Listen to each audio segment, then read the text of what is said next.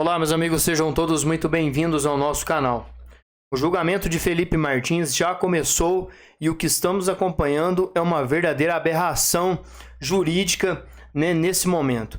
Ele que estava quase usando uma burca para não ser filmado, porque Alexandre de Moraes disse que se ele fosse filmado, fotografado nas ruas, ele seria preso. Então, estavam quase levando ele com uma burca e num carro blindado com todos os vidros escurecidos para que ele não fosse preso até o caminho da audiência. Eu quero mostrar para vocês que já está acontecendo. O dia vai ser praticamente esta notícia, porque uma pessoa que desafia o Alexandre de Moraes desta magnitude merece sim não só o nosso respeito, como a nossa atenção. Acompanhem comigo, se inscrevam, deixem o seu like e ative o sininho das notificações. AB 2552, nas pessoas do eminente ministro Zanin, da ministra Carmen Lúcia, eu saúdo a todos os presentes com a paz do nosso Senhor e Salvador Jesus Cristo. Senhor presidente, eu começo trazendo para essa corte duas premissas. A primeira é que Felipe Martins, ele não ia ao Palácio da Alvorada. Felipe Martins trabalhava no Palácio da Alvorada. Todos sabemos que ele era assessor internacional do presidente da República, trabalhando no Palácio do Planalto, mas que a partir de 30 de outubro de 2022, o presidente passou a despachar no Palácio da Alvorada. E lá era o local de trabalho de Felipe Martins. Portanto, as suas idas ao Palácio da Alvorada não podem causar perplexidade para absolutamente ninguém. A segunda premissa é com relação aos documentos juntados pela douta Procuradoria da República.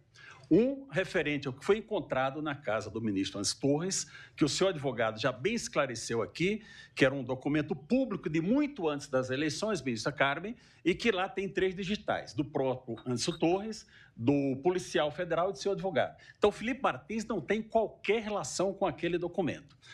O segundo é o documento encontrado com o tenente-coronel Mauro Cid, encaminhado dele para outro telefone dele mesmo, onde ele coloca 3 datas, telefone, 3 datas importantes, utilizada pela Procuradoria da República.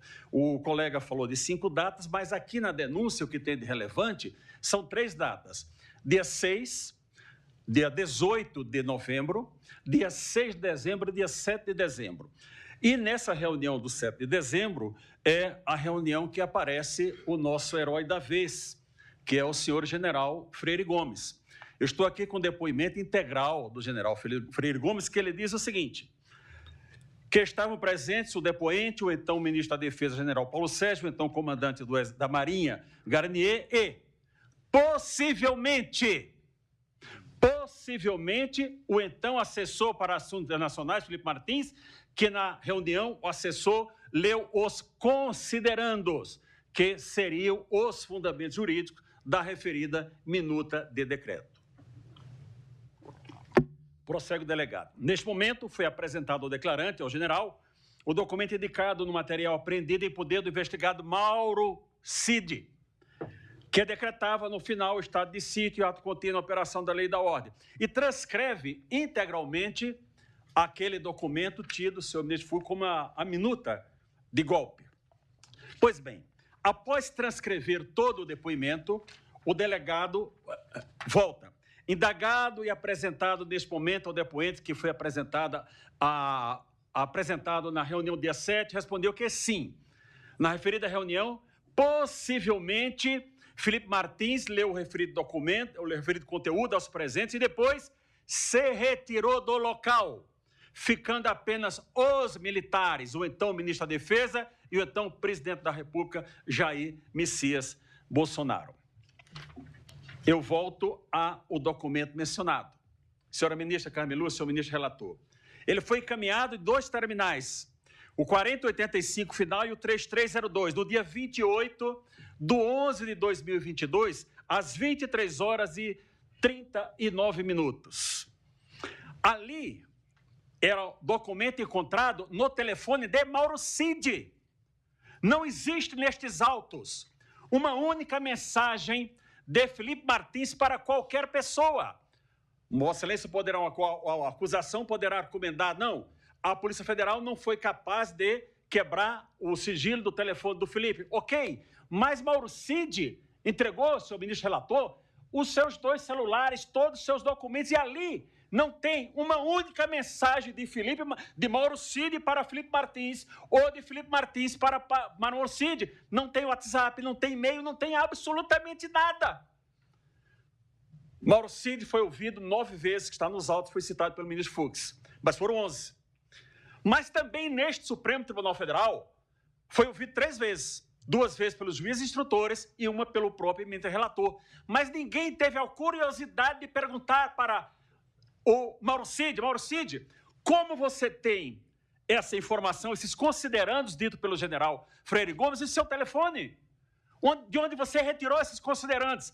Prossegue o delegado, agora já num depoimento de 28 de agosto de 2023, o delegado diz o seguinte: Coronel Mauro Cid, só para a gente retomar um pouco, possível golpe de Estado. Algum elemento material? Ele responde não. Em relação a Felipe Martins, para corroborar, o senhor tem prova do que apresenta para corroborar as informações? Tem algum elemento? Não. Especialmente em relação ao Felipe Martins, esse jurista? Não. O delegado? Ok, tá. É essa que é a situação. Veja, Vossa Excelências, que o Felipe Martins estava incluído num núcleo chamado jurídico, que tinha lá o padre José Eduardo e o advogado Amaury Saad. E eles não foram denunciados, detalhe, Felipe Martins não é advogado. Felipe Martins é formado em relações internacionais e era do núcleo jurídico, mas os outros não foram denunciados e ele foi denunciado. Prosseguindo, não há justa causa para o recebimento dessa denúncia. É comprovado que Felipe Martins, no dia 7, senhor relator, estava em Ponta Grossa, embora a Polícia Federal tenha dito que ele estava nos Estados Unidos. Vai ser provado, eu não vou me deter com relação a isso. Mas voltemos, então, à reunião do dia 7. O general disse que ele leu e foi embora. Ok, imaginemos que o presidente tivesse tratado das suas atribuições do artigo 84, artigo 136, 137, 142 da Constituição, e tivesse resolvido que iria apresentar ao Congresso Nacional uma proposta de estado de sítio. Obrigatoriamente, ele teria que ouvir o Conselho da República e o Conselho de Defesa Nacional, sendo que desses órgãos está elencado no artigo 89, artigo 91 da Constituição, as pessoas que integram esses 2 órgãos. E, obrigatoriamente, eu cito 3. O vice-presidente da República, general Mourão, o presidente da Câmara, deputado Arthur Lira, e o presidente do Senado, o senador Rodrigo Pacheco. Ele convocou em algum momento essas pessoas para essa reunião, para dizer, olha, desta reunião vamos encaminhar ao Congresso Nacional? Não aconteceu isso. E eu trago um fato histórico para os senhores, eu tenho um documento, mas não vou apresentar. Em 4 de outubro de 1963, o presidente João Goulart encaminhou uma mensagem ao Congresso Nacional pedindo estado de sítio. Nas conversas, o Congresso disse não. Ele retirou no dia 7. O presidente João Goulart foi acusado algum momento de tentativa de golpe? Não foi. Senhores ministros, esse processo não há justa causa para receber a denúncia Felipe Martins. Ponto final, não tenho o que falar. Felipe Martins está sendo injustiçado pelos ministros do Supremo Tribunal Federal, principalmente por Alexandre de Moraes, que está usando do poder da toga, como sempre, para poder intimidar qualquer um que se coloque no seu caminho. Quando Felipe Martins chegou ao Brasil para poder se encaminhar, até a Suprema Corte, ele queria que o Felipe Martins não fosse fotografado, que ele não aparecesse em nenhuma imagem, foto, vídeo de qualquer pessoa, ou seja, que ele ficasse debaixo da terra e só aparecesse no Supremo Tribunal Federal para poder depor. Ou seja, isso é inadmissível. Nem mesmo os bandidos que foram soltos, o narcotraficante que foi solto pelo ministro Alexandre de Moraes dias atrás, teve esse tipo de tratamento. Então a gente está vendo aí 2 pesos e uma medida, e nós vamos continuar acompanhando. Eu vou trazer para vocês os detalhes de tudo isso que está acontecendo nesse momento na corte do nosso país. Eu já volto com muito mais informação. Se inscrevam e, claro, deixem o seu like.